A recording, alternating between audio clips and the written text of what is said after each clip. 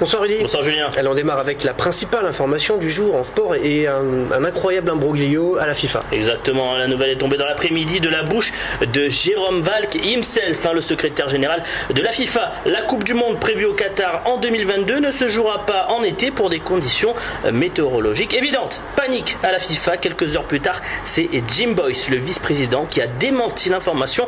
Pas de changement de la date prévue pour 2022 et pour cause, cela bouleverserait totalement les divers championnats à travers le monde si cette coupe se tenait finalement en hiver.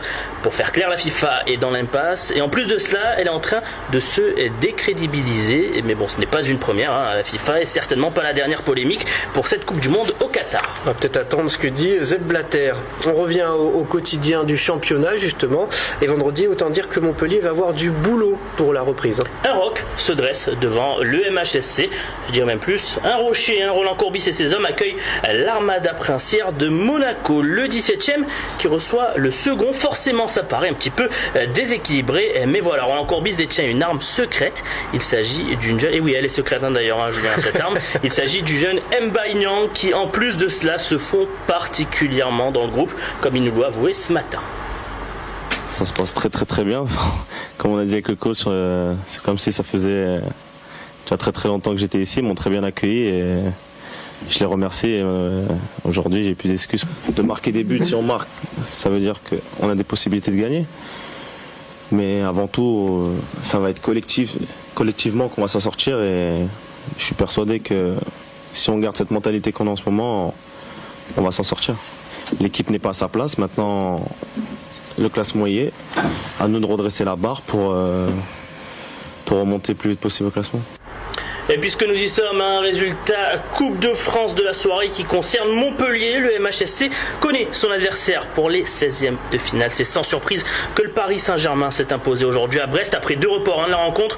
Le score final 5-2 sans forcer. Les buteurs, c'est Thiago Motta, Lavezzi et un triplé de monsieur Zlatan Ibrahimovic pour le PSG, un peu comme d'habitude. Donc côté Brest, le Soimier et Haïté ont évité un petit peu l'humiliation totale au Brest 3. Rendez-vous donc pour les 16e au Parc des Princes pour Montpellier.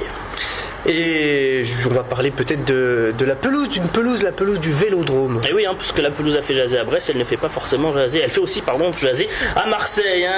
Elle fait beaucoup parler ces derniers temps. On se souvient donc du coup de gueule de José Anigo dimanche dernier qui comparait cette pelouse à un hippodrome. Du coup, la ville a décidé de prendre les choses en main en changeant une bonne partie de cette verdure qui recevra un traitement de luminothérapie pour combattre les effets néfastes des fortes pluies des dernières semaines, comme l'attaché aux grands événements de la ville l'a expliqué à Romain Péric. Nous avons pu avoir à notre disposition la luminothérapie, ce qui permet pas de remplacer, mais de suppléer le soleil quand il n'y est pas. Et on s'est rendu compte, vous vous êtes rendu compte, que avec la luminothérapie, la terre est beaucoup moins humide. Le changement de la pelouse permettra à donner quelque chose de meilleur et de donner une qualité de pelouse que nous avions, puisque n'oublions pas qu'au mois d'octobre, les médias disaient de Marseille que c'était la plus belle pelouse de France. Il faut qu'elle redevienne la plus belle pelouse de France. Et pour terminer, une information rugby. Et un nouveau joueur pour le MHR, le Fidjien Viri Viri a annoncé sa future arrivée à Montpellier. Cet arrêt, spécialiste du rugby à 7, devrait être repositionné sur l'aile à son arrivée en juin prochain.